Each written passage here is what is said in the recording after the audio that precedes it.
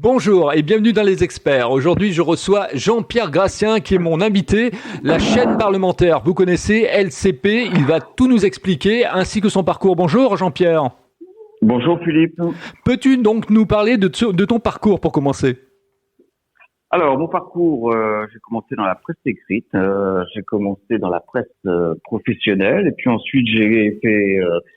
en 93, je suis rentré dans un journal qui s'appelait Le Jour, qui était un quotidien, qui a été monté par des anciens d'Actuel notamment, qui avait été monté par Bizot. Le Jour pendant quelques 8 mois, et puis ensuite j'ai fait 6 ans dans un quotidien national à l'époque qui s'appelle La Tribune, dans lequel j'ai eu la chance de rencontrer Yvan Levaille, qui était le directeur de la rédaction de La Tribune à l'époque. C'est lui qui m'a nommé à la politique au sein de ce quotidien La Tribune. Et ensuite, tout simplement, on a proposé à Yvan Levaille de créer cette chaîne parlementaire LCP. C'est en février 2000, pardon. Et il m'a proposé tout simplement de le suivre, Yvan Levaille. C'est un peu mon parrain dans ce métier, Yvan Levaille.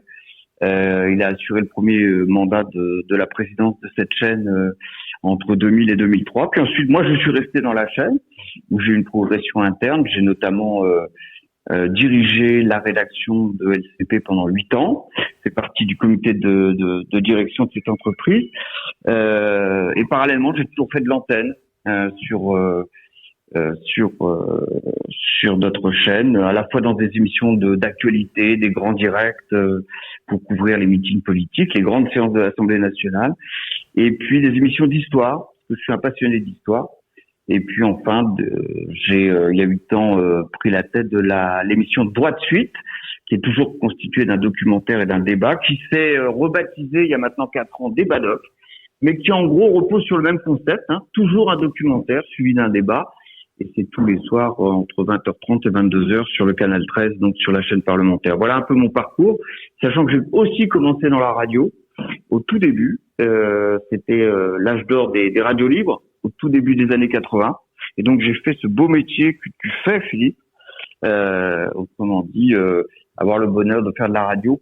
Et ça a été le cas pendant plusieurs années en Bretagne, du côté de Morlaix, puis de Vannes, où j'ai fait une partie de mes études. Voilà. D'accord. Alors parlons justement de Débat Doc. Moi j'ai regardé il y a pas très longtemps un documentaire sur le bouddhisme. Ensuite il y avait ce débat très intéressant. Et donc c'était vraiment de l'investigation parce que quelque part il y avait le débat et après, du moins avant il y a le documentaire et après il y a le débat. C'est-à-dire que tu vas en profondeur effectivement dans le développement. Oui, c'est toujours la même mécanique en réalité. Alors les documentaires, il y a 3 voies pour notre chaîne d'obtenir ces documentaires qui constituent en réalité la première partie de l'émission. Soit on met de l'argent dans le documentaire, ce qu'on appelle de la coproduction, soit on se positionne comme deuxième diffuseur d'un documentaire qui a déjà été diffusé par un autre diffuseur, qui peut être un diffuseur d'ailleurs francophone, comme c'est le cas de la RTBF ou TSR, qui diffuse en première diffusion en Suisse ou en Belgique. Et nous avons la diffusion exclusive en France sur la TNT. Et puis la troisième voie, c'est un achat, tout simplement. Un documentaire, ça peut s'acheter comme n'importe quel autre produit et contenu télévisuel.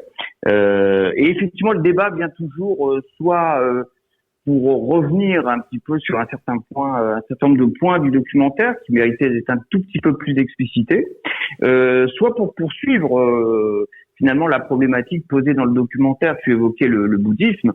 C'est vrai que là pour le coup ça méritait de revenir sur un certain nombre de points évoqués dans ce documentaire parce que ça évoquait non seulement le bouddhisme mais surtout les violences sexuelles exercées dans une église qu'on croyait un petit peu au-dessus de tout soupçon.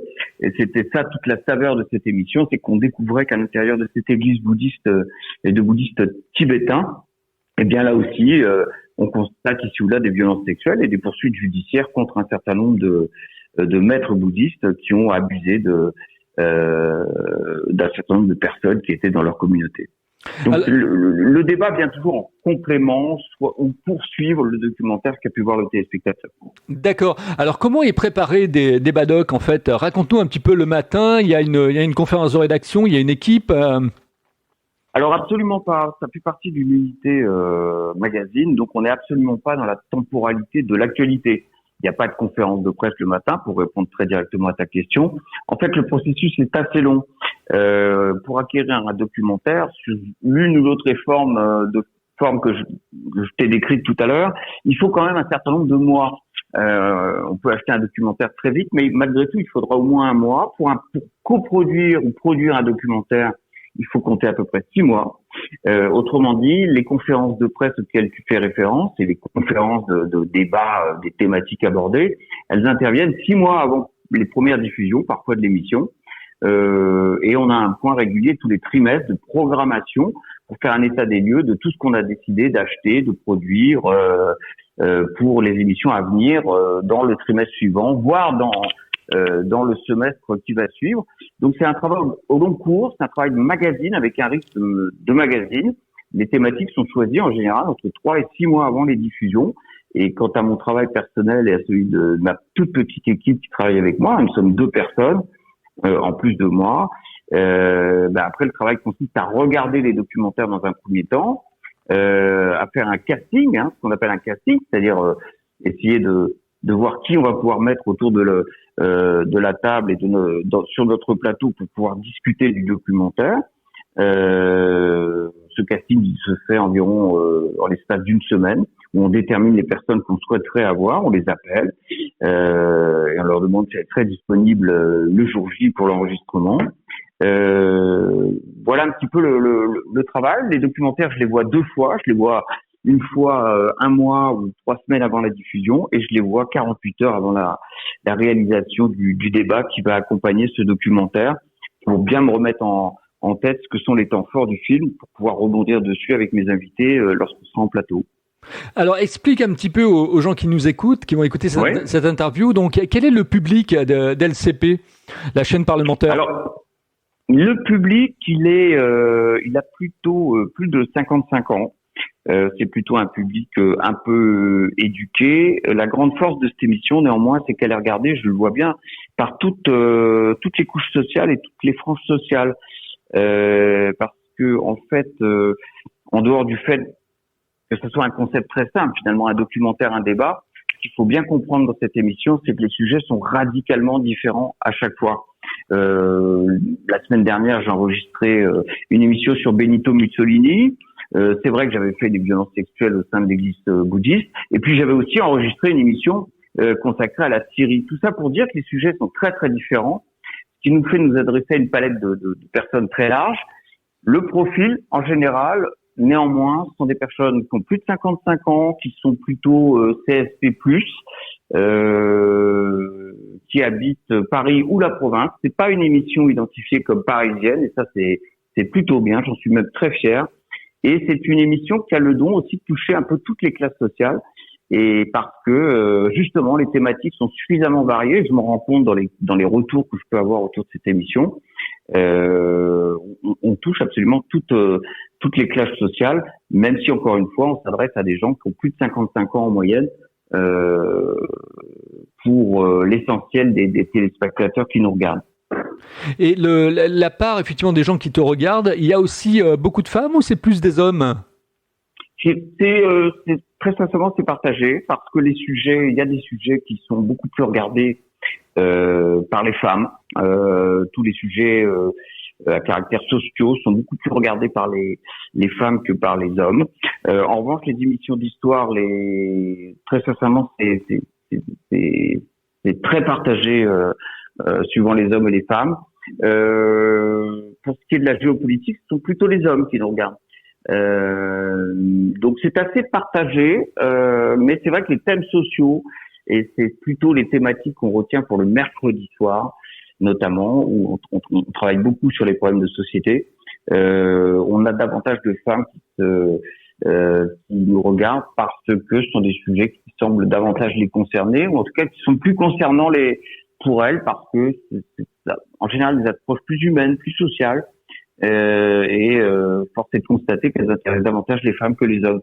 Mais il y a des sujets comme la géopolitique où sont davantage les hommes qui s'intéressent à la géopolitique, visiblement. Mais globalement, c'est assez partagé. Si on liste tout ça sur le nombre de thématiques abordées et sur l'ensemble d'une saison, c'est assez partagé entre hommes et femmes. Il n'y a pas de différence majeure.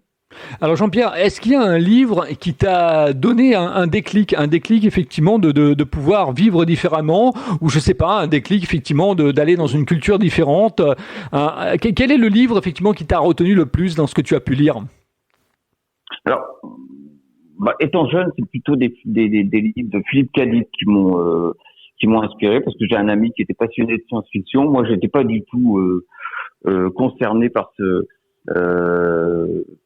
type de roman de science-fiction. Finalement, ils m'ont fait découvrir Philippe Cadic, ses amis, et les premiers romans qui m'ont marqué, bizarrement, ce sont des romans de science-fiction. Après, ce sont des choses assez classiques. Je suis très camusien, voilà.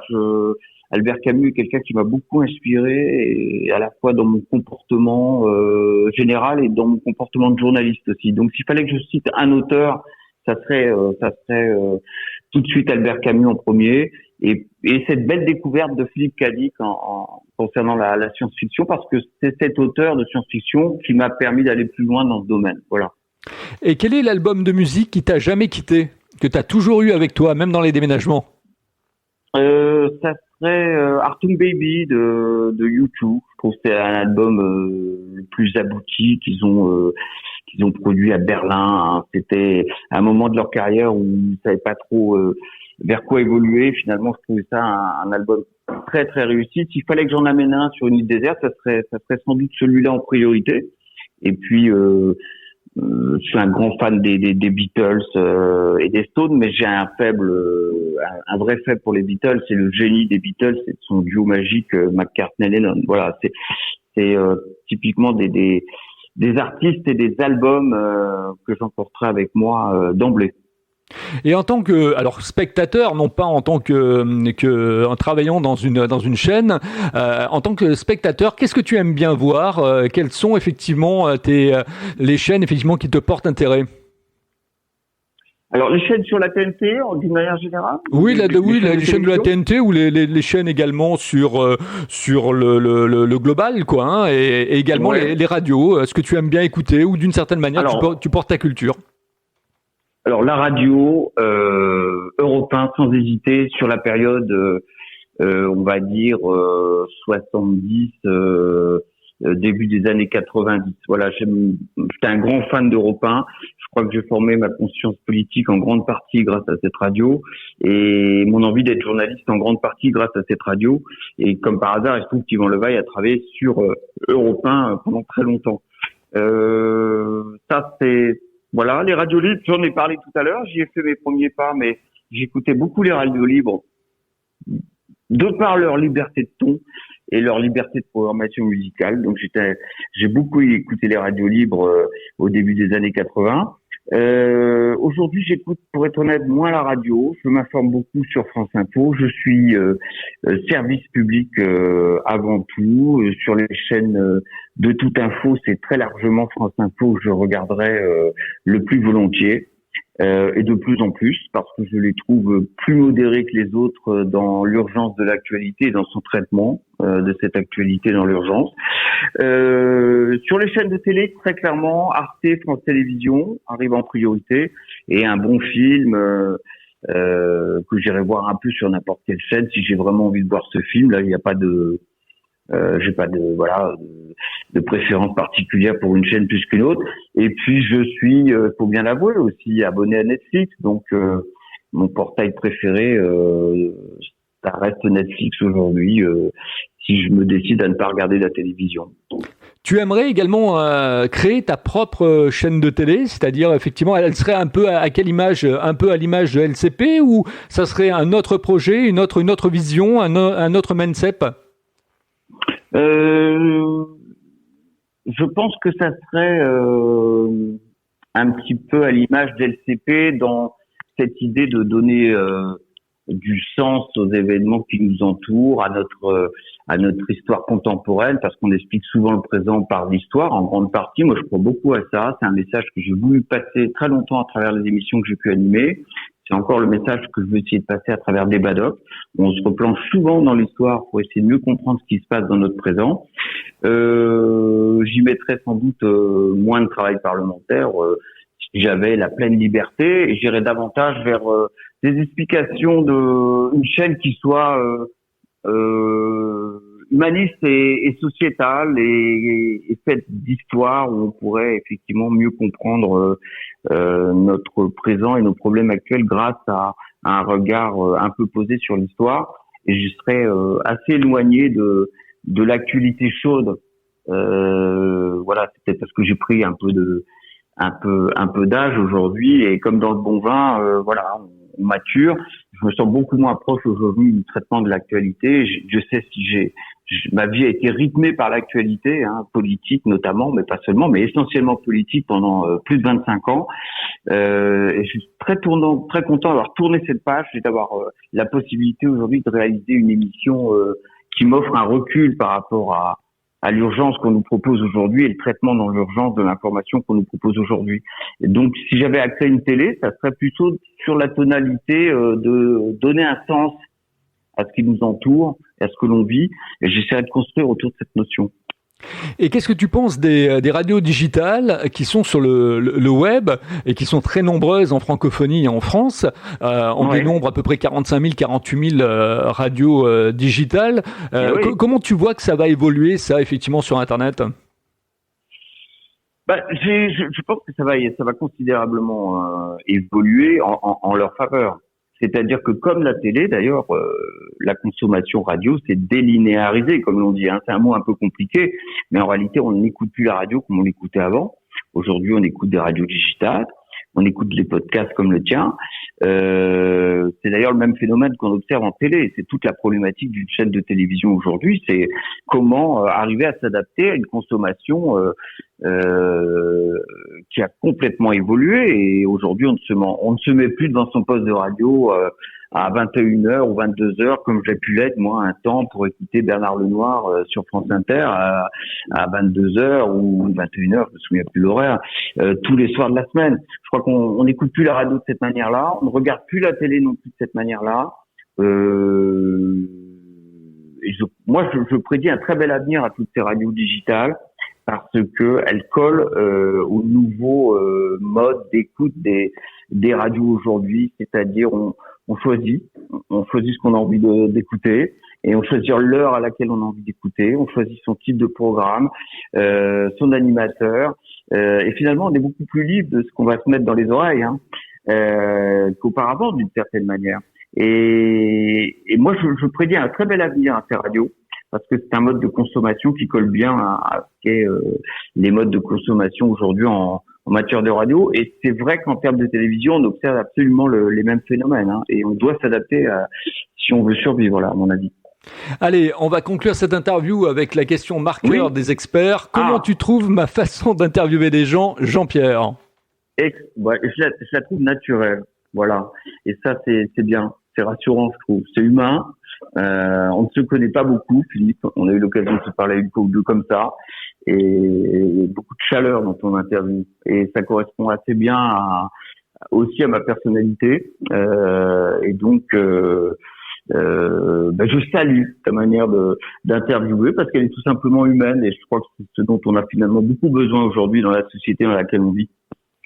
Merci à toi en tout cas. Donc j'invite les gens à aller effectivement le soir, donc tous les soirs à partir de 20h30, regarder Débadoc.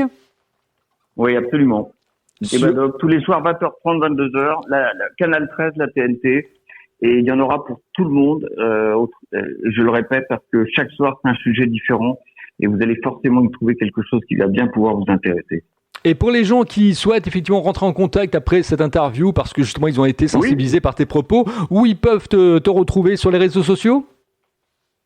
Alors Twitter, sur JP Gratien, sur Twitter, et puis ils peuvent aussi me retrouver sur Facebook à mon nom, et je me fais toujours un plaisir de répondre, lorsque c'est dans la bienveillance, bien sûr, à toutes les interrogations qui peuvent se poser autour de cette émission et de mon travail d'une manière générale, mon parcours.